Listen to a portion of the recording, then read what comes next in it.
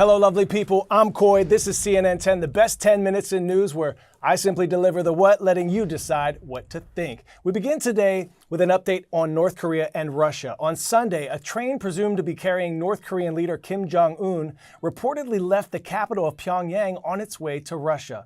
Why does this matter? A highly anticipated meeting between Kim Jong-un and Russian President Vladimir Putin is of concern for the United States and its allies, who fear the meeting might lead to an arms deal where North Korea supplies weapons for Russia's war in Ukraine. Experts also fear that Russia might provide North Korea with new technology that could pose danger to the United States and its allies. Also significant, this trip would be Kim's first known trip venturing beyond North Korea's border since the COVID-19 pandemic, when the country had its borders locked down. While the two countries have been secretive about the meeting, it's thought to be happening in Vladivostok, a Russian city far to the east where the two leaders first met in the April of 2019. Senior international correspondent Will Ripley, based in Taipei, Taiwan, has more.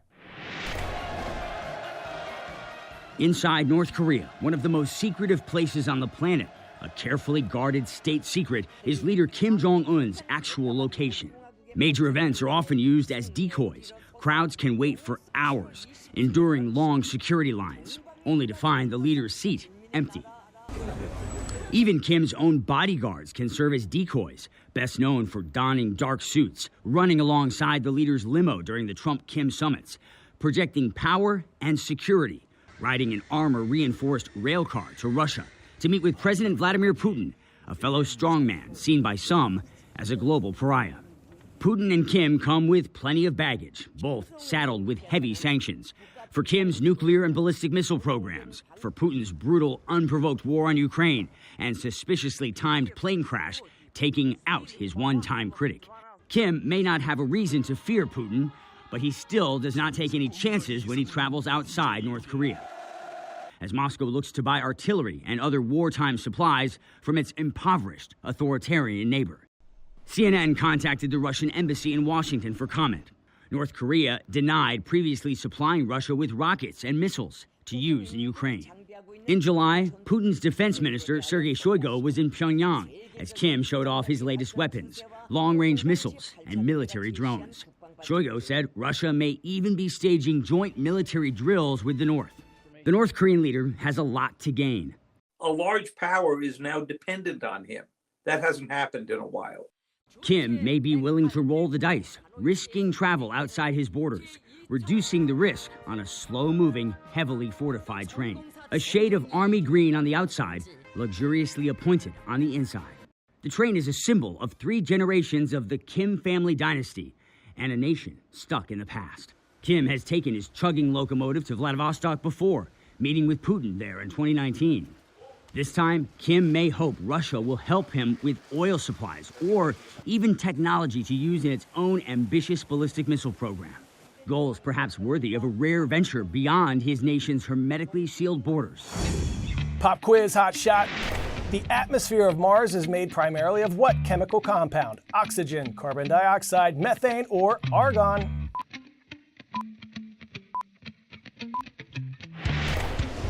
If you said CO2, you are winning. The Martian atmosphere is over 95% carbon dioxide.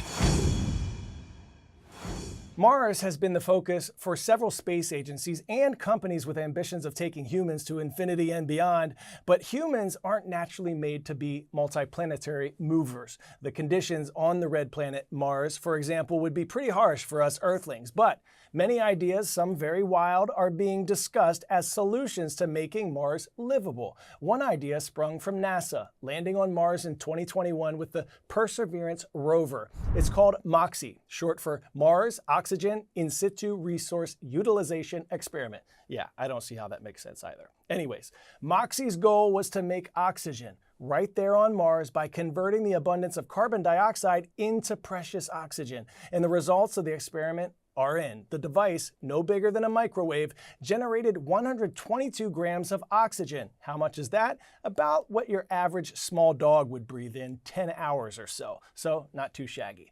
Questions remain though. Will future tests confirm these results? Could the technology be scaled to provide astronauts with breathable air? And how much would this cost? And is it even worth it? Some question whether humanity should be focusing and spending on these types of efforts when we could be focusing on making our planet better instead. For the technology itself, though, this is seen by NASA as a successful experiment, far exceeding their expectations. At its peak, MOXIE produced 12 grams of 98% pure oxygen per hour, twice as much as NASA hoped for. So this might mean that we are one step closer to some people someday becoming Martians.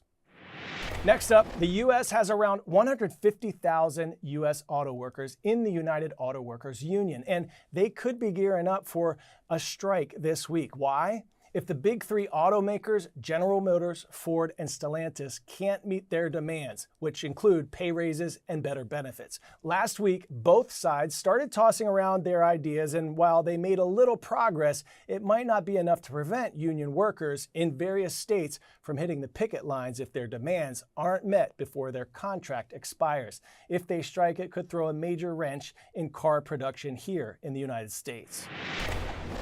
Are you ready to rumble? There's a showdown in Detroit. What do we want? A fair contract! The United Auto Workers Union is less than a week away from a possible strike against the big three U.S. automakers, General Motors, Ford, and Stellantis. We are the union! Teeing up what would be the second largest U.S. labor strike in a quarter century. UAW says their demands have not been met, waiting nearly a month on new proposals. I'll tell you what I'm going to do with their proposal. I'm going to file it in its proper place, because that's where it belongs, the trash. Tensions have been high between the two sides. The union, representing 145,000 workers at the three automakers, even filed unfair labor practice complaints against GM and Stellantis, accusing the companies of not bargaining in good faith, which they deny. These negotiations are serious and they matter. The outcome impacts all of us, every team member, and quite frankly, every stakeholder across the country. For the first time ever, the UAW could strike all three automakers at once. The last strike in 2019 against General Motors cost the company $2.9 billion over 6 weeks. A strike against all three could mean $5 billion in losses in just 10 days. We respect their process and are hopeful that they are going to grapple through some hard issues and hopefully come to an agreement that's a win-win. The union has some ambitious demands, asking for a 40% pay raise over the course of the 4-year contract, restoring cost of living increases, and pension plans for all workers. They've had our demands from the outset, and we told them we expect to get there by September 14th, and that is September 14th is a deadline, not a reference point. And as the big three pivot to electric vehicles, they're planning 10 new battery plants not under UAW contracts. The union is hoping these next contracts protect their members in the future. Workers can't be left behind in this transition. You're talking about 20% of the powertrain workers in the big three that stand to lose their jobs down the road if we go from ICE engines to the battery power. Vanessa Yurkevich, CNN, New York.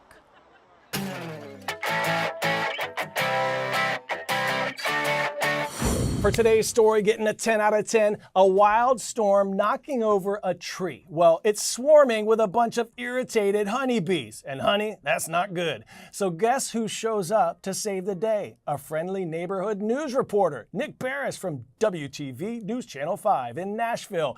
But here's the kicker. Nick isn't just any old reporter. He's actually a seasoned beekeeper, y'all. So he buzzes in to be the hero, jumping right into the buzzing chaos, clearing out the bees to prevent them from taking over the neighborhood. Well done. You better believe it's time for our favorite part of the show, you. Knox, Indiana, Knox Community High School, rise up. I believe in all of you. So keep on grinding and shining because that's just what we do. I'm Coy Wire. This is CNN 10, and I'll see you tomorrow.